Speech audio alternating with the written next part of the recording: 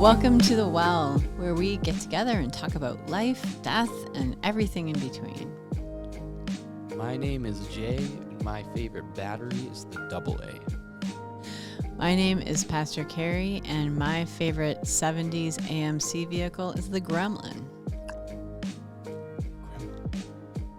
My name is Pastor Tim, and my favorite season is summer. You got a joke for us today? Fantastic. Yes, I do. It came from Pastor Carrie. Ooh. Do you know what kind of car missionaries drive? What kind of car? Convertibles. It's bad. Oh, it's bad. Well done, Pastor Carrie. That was bad. That's it's truly, truly terrible. How, I want to know, so that moment where, you shared it with him, was he so proud? He was just like, "Whoa, that's a good one." Yeah. I have I have a little daily calendar thing. I didn't make it up, but every once in a while, the daily calendar thing has a kind of a dad joke, and so whenever I get a good one, I do tend to share it with the knowledge that it could come back to haunt me in the future. Such as now. Exactly. But I thought you came up with it. No, I did not. Oh. No. Where the car that you like, I think, is really good for runners. Okay. You know, don't you always have a pacer and a runner? Oh, pacer. Yeah, okay. It went downhill from there, didn't it? Yes. It did. Yes, it did. Save us, Mel. Yeah, let's do it. Save us, Mel. Come on and say hello, Mel. Oh, his Mel. arm was cut. Hey, Mel. Oh, nice to see you. How Hi. are you doing today? Okay, he's doing good. His shirt was kind of falling down, but I think you've got it up in a more appropriate place. Thank you for doing that. Okay, sure. All right, Mel lives at the bottom of the well, and he collects topics that he overhears people talking about when they're passing through to and fro around the well, just in case anyone would like to come by and discuss one of those topics someday. So he has agreed to pull some topics out of his well collection for us today to see what kind of thoughts we might have. Sound good, Mel? All right, let's, why don't we go down and see if we can grab our first one for the day. All right, here he comes. All right, he's got one up, and there we go. Thank you, Mel. Thanks, Mel. All right. Perfect. Ooh, okay, a long one. Come on. So Genesis 1:28 says, God blessed them and said to them, be fruitful and increase in number, fill the earth and subdue it. Discuss the damage this text has done in terms of how readers of the Bible have treated the earth. All right.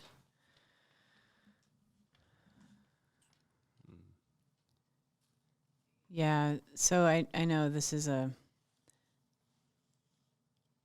oftentimes can be used by people to talk about how God put human beings in charge of all of the earth, and that means that human beings are allowed to do anything that they want with the natural resources, even if that means abusing them and messing up ecosystems and animals and even ourselves and all those kinds of things. So I you know what, I think I'm going to ask maybe Pastor Tim to talk about it a little bit, because I think he's got some thoughts on the word that's translated as subdue. I was From trying to Hebrew. get to that right away in Hebrew, and the word actually, I think, is mistranslated as subdue. Right. It's kind of more of a stewardship word, care for. And I think, and I hate to say if I'm doing this wrong, please correct me, but I think the subdue came from the King James when they went from translating the Hebrew into the Latin into English, and that brought that about. I think it's more that we're called to be stewards of creation, and that we're to, fill the earth. We're supposed to, have children and have family, and we're supposed to then care for the earth. And the way I look at it is, if I make something beautiful and I give it to my child, there's kind of an expectation that my child will treat it properly. And if I come to their house and find it in their garbage can, or find garbage laying all over it, I'll kind of be a little disappointed. Well, God has given us this beautiful creation that God has made, including other humans and animals and all this. And when we treat it like we do, I'm sure God's a little disappointed because this is 6 days' work that he did on this.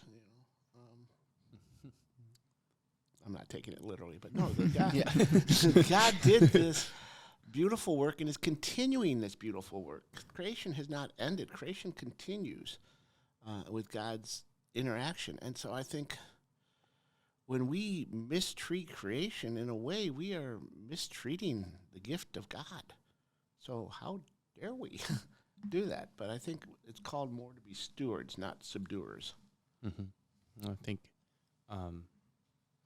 Did you? No. Okay. Yeah.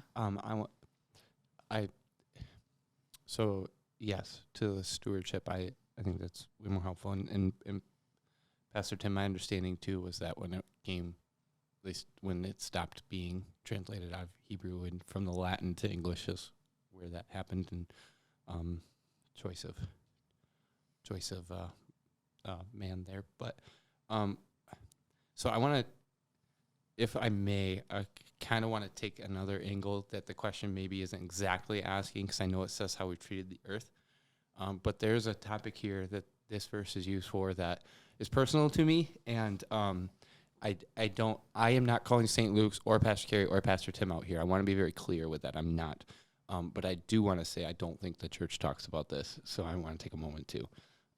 Is when it says be fruitful and increase in number, or be fruitful and multiply, that can be used pretty strongly to tell people they're not truly Christian or living out their faith if they do not procreate, right? And so to people who choose not to have children, or people who can not have biological children, or infertility journeys, I could spend a whole podcast giving the answers for that, listing off those things. But the number's actually increasing right now, but we are public about it now. But Stephanie and I are one of the 1 in 6 that have had a very long infertility journey, and this verse alone caused a ton of pain in our life, and so I don't mean to get personal, but more so of if we're stewarding creation, that we're stewarding each other in the way we I guess I'm asking the church to be more conscious of how we steward each other in the way we interpret the beginning part of that verse too. That we, it isn't our sole purpose. That there are ways that we steward, or, add a number, whatever that may mean. There's context there as to why that was written and when that was written as well.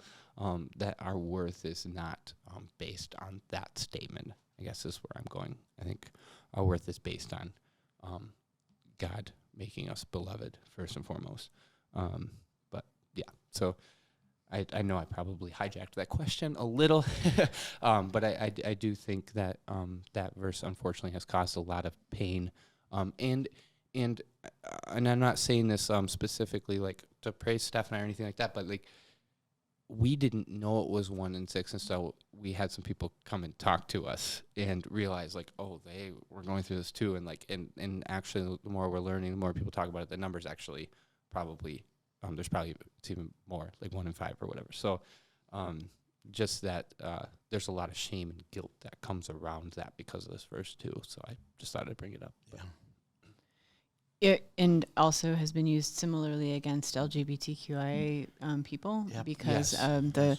this is supposed to reflect the quote unquote natural order of things, right? If God created things with order, and this is a much longer conversation, but some people point to these verses in Genesis as laying out for us what God sees as the natural order.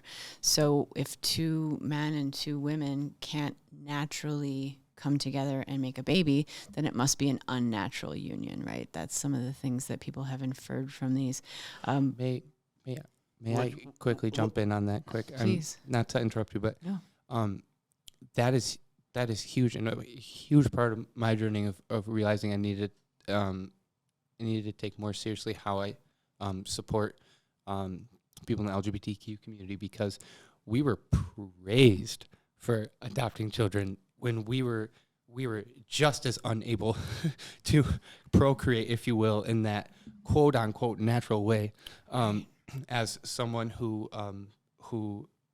orientation is different than mine, right? But really, Exactly. we were praised for it. So that to me, I'm like, that's a total breakdown, right?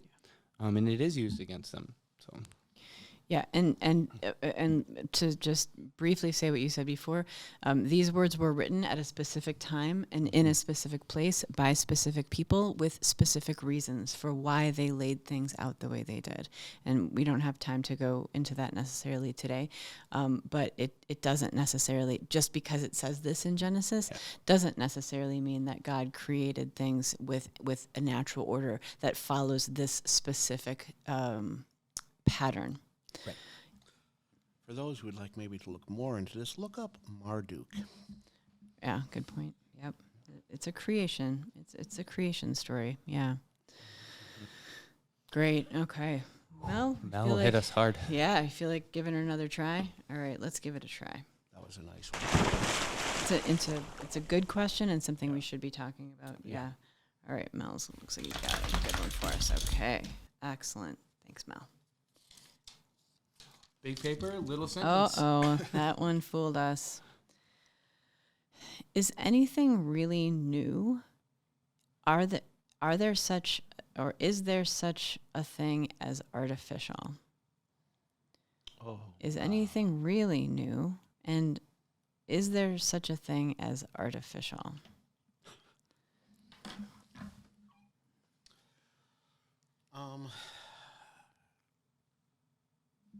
I am not a linear historian. I kind of see it more as a, I guess the best way to say it is like a spiral. Beyond the Christ event, I could argue that there's really nothing new, to me. I mean, yes, we've invented airplanes, we've invented rocket ships, but all the stuff to do that was there, and all of the knowledge or the gathering that we gathered was all there. We just had to put it together, which is an amazing thing to me. I love science. It's amazing. But if you ever get a chance, the history of science, some best topics. I love reading about it. Is there anything artificial? I would say being artificial and natural. Natural is something that came out of creation through an evolutionary process that came to where it is now. Now, if I take 2 or 3 different things from that and put it together to make a new thing, I could say that that's artificial, but I'm still using the products of creation to do that. So, yeah, you could say it's artificial.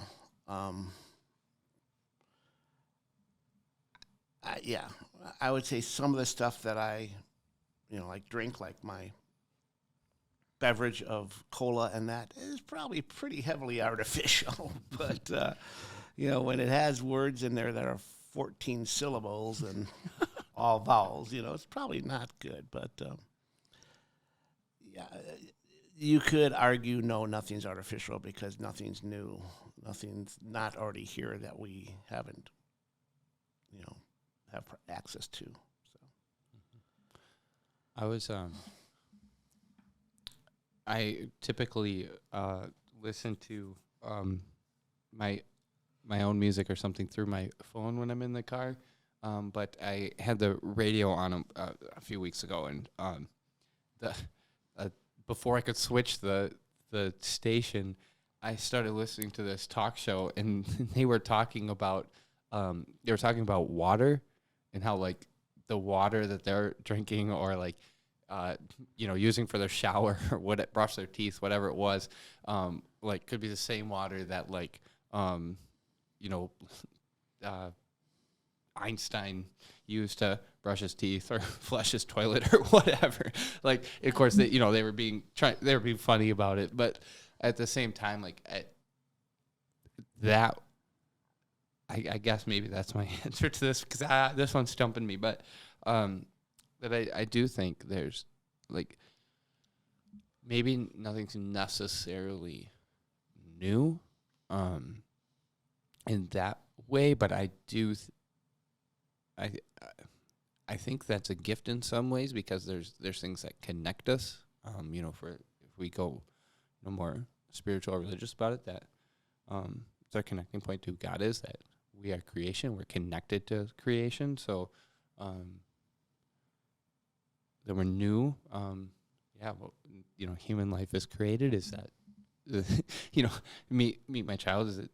Well, they're a new baby, right? But like, there's still a creation that's connected to the rest of creation before and after it, right? And so, remember, you are dust to dust. Dust you shall return. Right. Yeah. And the artificial thing, I don't. That one is that one's stumping me. So I'm gonna let Pastor Gary save us. No. But I do think that the world is more connected than what we may even understand. A couple of thoughts. I think I forget, but there is a sort of mathematical equation for the chances of an atom that was in Jesus' body now being in your body, but it's like 1 in 10 or something like that, or like 1 in 5. It's like it's super like because obviously atoms, right? Like there's no count for how many atoms are part of our body. It's a funny thing, but it definitely starts you thinking. And I think that this is probably this question again probably refers to our perspective, right? I mean, how we are little animals on a little planet, right? Without a ton of knowledge of what we're doing here, how we got here, why we're here, right? I mean, we have theories, we have lots of theories, and we have lots of writings, and we have lots of people's opinions of all of those things. But if you were to sort of zoom out, what does that mean? Is anything really new? I don't know if that question even really has a lot of meaning. Right? Like, I guess, and I think, Jay, you're right. Like there are connections here that we have absolutely no understanding of. And I think that there will come a day when we aren't constrained by our human perspectives anymore, that we might understand just a little bit better what some of this stuff means. But I think us saying something about is anything new is kind of like fleas on a dog arguing about who owns the butt. Yeah. Well said. I'd like to add one other thing. Because I like to say butt. But I'd like to say one other thing here. What I think about is when I see scientists and theologians arguing, or people who espouse to be theologians arguing about who's right, in reality, they're both right. My wife is a scientist, was a science teacher, and I believe that God has given us everything we need. I mean, who would know that you take bark off of a tree and chew on it, it'll remove your pain? So I believe in this creation, there's maybe a cure for cancer or whatever. We just have to discover it, have the ability to discover it, which is what our lives have been, is discovering the gifts of creation. And when I see religious people attacking scientific people or vice versa, they should be in partnership. They worry about we worry about the who and why, and they worry about the what and when. And together, I think we could do amazing things. But we decided we want to be better than them, and they want to be better than us, which is silliness. And plus, we're all still more interested in who we can kill. Yeah, we Than haven't anything evolved all else. that far. Well, So, yeah. How we've much done stuff really we can good get, at, and we've done how really much, good at finding out what in creation can how kill many people we can. Yeah. Yeah. Exactly. All right, Mel, what do you think? You gonna give us one more shot today? All right, fantastic. Here he goes. All right. He's found one for us today. All right. Thanks, Mel. Thank you, Mel. Why am I always That's a long one. Ooh. Peter Rollins in How Not to Speak of God. Much desire to seek after God is nothing of the sort. For instance, to seek God for eternal life is to seek eternal life, while to seek God for a meaningful existence is to seek a meaningful existence. What does it mean to truly seek God? I like that question. I like Peter Rollins. So. Do you want to read? Yeah, Yeah, let's one do more it one time. more time. Much desire to seek after God is nothing of the sort. For instance, to seek God for the eternal life is to seek eternal life, while to seek God for a meaningful existence is to seek a meaningful existence. What does it mean to truly seek God? I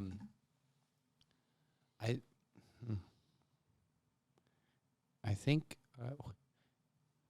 Well, I'm first and foremost, I'm stalling to get my thoughts together. But I will say that I don't think there's a single answer to this question, and I think that's the beauty of it. So maybe that is my answer in a way, as I think there's multiple answers, and I think that's the beauty of this idea and of who God is. But to truly see God, I think in my perspective, and in the world I live or have lived in, and the influences that it's had, I would say to seek God is to seek the maybe twofold: to seek the well-being of others, but also to seek. For me personally, it comes down a lot to seeking and being in and maybe participating in the beauty of creation, and just I think just resting in that is for at least for me way to seek God. I think to speak on someone listening to this to speak and say, here's how you truly seek God, I don't know if I would have an answer for that personally. I think for me, I think I heavily, and I've said this in previous podcasts even, I heavily lean on to Jesus revealing who God is to the world. So for me, I'm going to look to how did Jesus reveal God into the world, and how did Jesus interact with the world, and look at those things of how I'm going to seek God, and to look to, well, how did Jesus reveal God in the world, and kind of backtrace to how do I participate in how Jesus brought God's attributes into the world, so to speak. So maybe that would be my answer is a little more broader, but personally for me, it's the beauty of creation as far as like a personal like reminder of who God is, and then participation, I guess, would be looking for ways to help the well-being of my neighbor, or attempt to try to look beyond myself, I guess. Sure, thank you. I'm going to start with a couple of quotes. One is, "The distance between you and God is never closed by you." And I say that a lot because I think oftentimes our faith traditions have not brought that to our consciousness, to our awareness. We are humans. We are little animals on a little planet, right? We can't close the distance between ourselves and God, right? Only God closes that distance. And then my second quote is, God is only as far from you as your belief as God is far from you, right? God is only separated from you in your belief that you are separate from God, right? So, and then third, sometimes people say there are multiple paths up the mountain, right?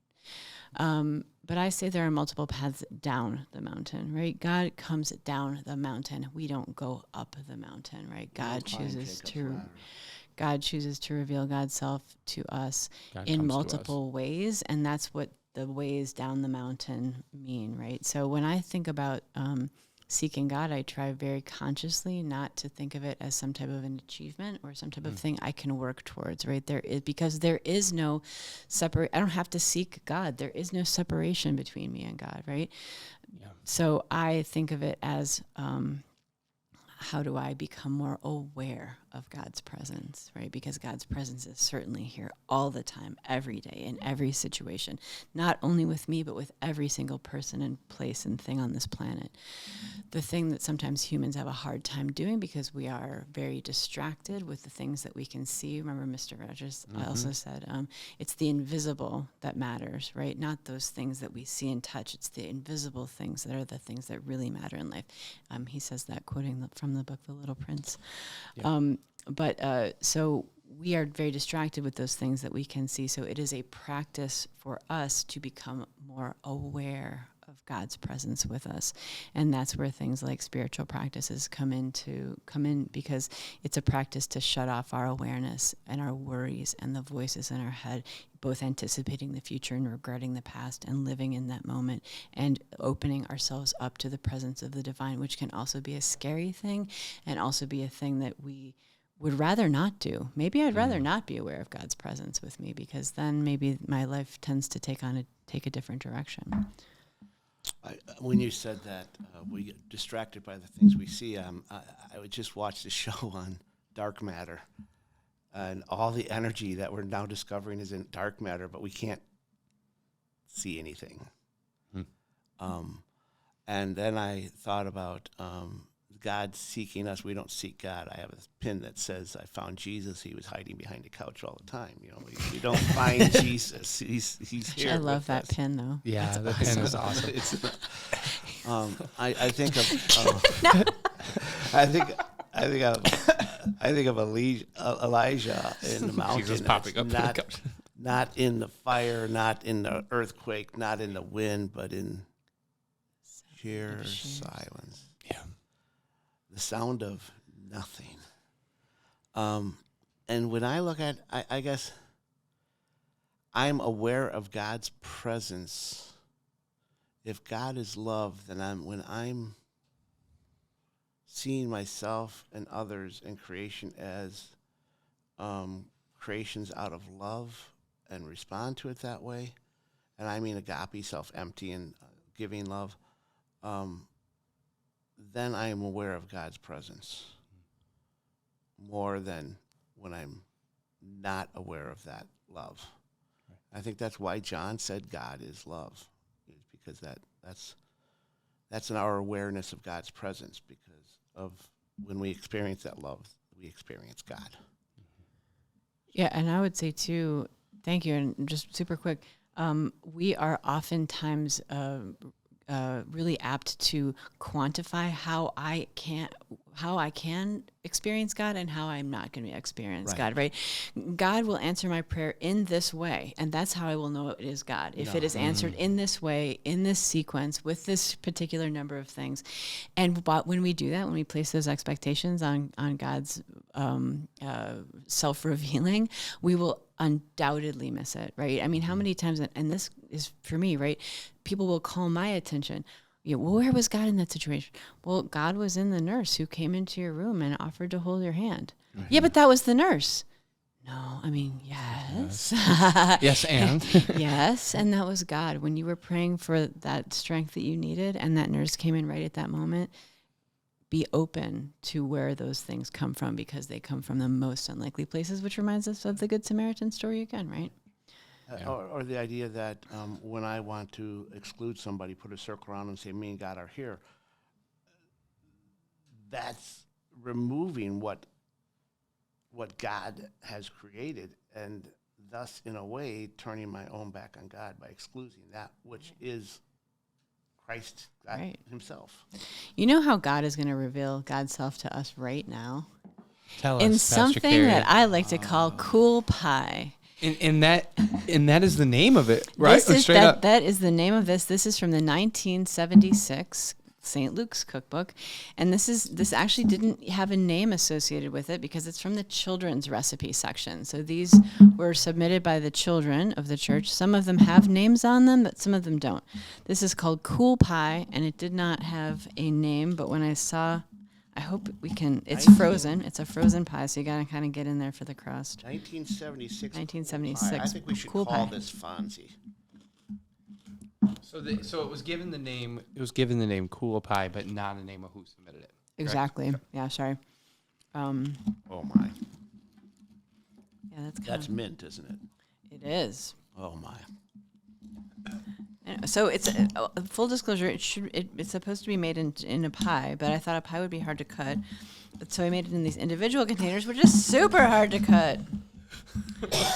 The crust. I hope people And can then watch this Pastor one on Jim is YouTube choking to on see it. us. I'm dying here, but I can't stop. So the crust or the bottom is Rice Krispies and chocolate chips and butter melted together, and then just pressed into the bottom. And the top is literally just mint ice Are you cream. okay? No. Go on without me. This is the best way to die. Eating ice cream and chocolate. I wish like so the ice cream is super melty, but the crust part isn't. I wonder how we could make that better. But More ice cream to melt and soften. it's like, okay, it's super loud. Oh my gosh, it tastes good. If you can get it out. Producer Doug, save us. What do you think, Doug? I think it's great. He's I don't think working- I was going to say, I don't think our listeners are going to appreciate the pounding on the table, though. Right, pick it up. Yeah, I do. Go ahead. I like the chocolate bars which have Rice Krispies in them, right? Like Nestle Crunch. So the Rice Krispie with chocolate thing is pretty yummy. And I will say, it was really good hot too.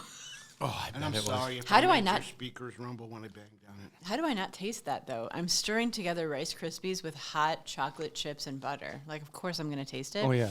It tasted delicious. I'm gonna let mine melt a little bit. Maybe if see? It just like, Well, this is great. Yeah. Love What that do you ice think? cream. You win. Oh. Good. Sorry. So I like butter, chocolate, Rice Krispies. Like I mean, right? take me and me being a youth director and pretty much like what I would eat. So this is just me, and it's only me. The one ice cream that I typically do not choose when I choose ice cream is mint chocolate chip. You're sick. I understand. But the reason that I'm still going to go, the reason I'm going to go 4.5 on this is because I see like how good it would be, and you used the white ice cream, not the green one. If it was the green mint chocolate chip, I'd probably like throw like slight fit. I don't know if they actually taste different, but I've claimed for my whole life they do. Yeah. So no, still 4.5, and even with the mint, I'm saying 4.5. Awesome. Yeah, I know mint chocolate chip. You either like it or you don't. Yeah. Yeah, very true. What about you? I love it. I do love mint and chocolate together, and I love the Rice Krispies. So with it being said that we do have some texture and melting issues, some inconsistent melting issues. I think it's delicious. Yeah, I love it. So yeah, 5. I give it a 5 on taste, and because I am my ice cream is mint chocolate chip, the green. Oh, really? Yes, that's my favorite. Eatability. Yeah, I no. give it a 3. Yeah, this didn't work. I think what you do is you take the crispy and you commit to the pie, right? Do the pie. And you got to have like a thin layer of the crispy.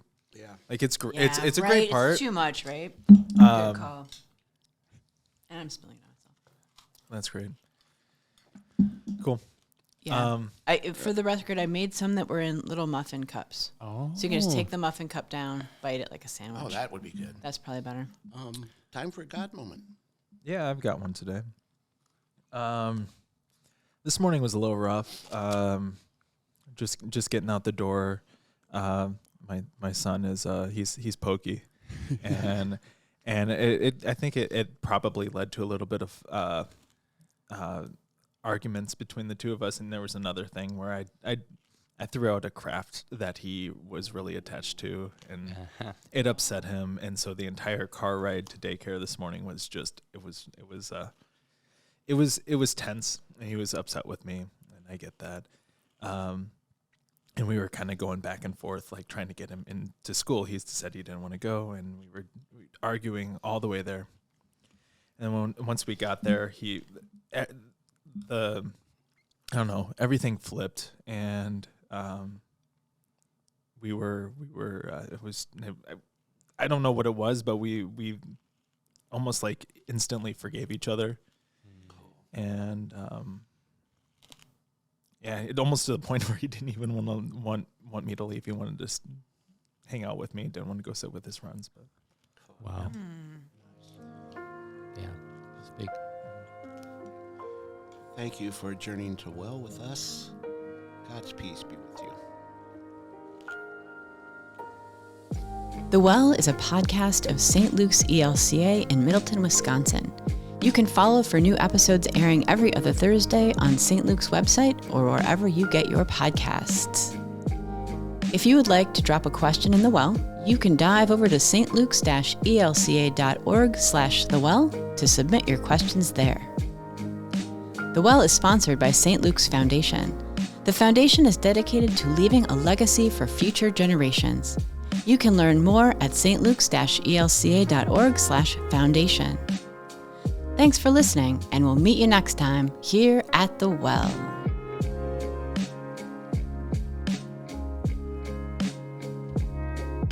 There's one in every crowd. All right, you do have your joke, right?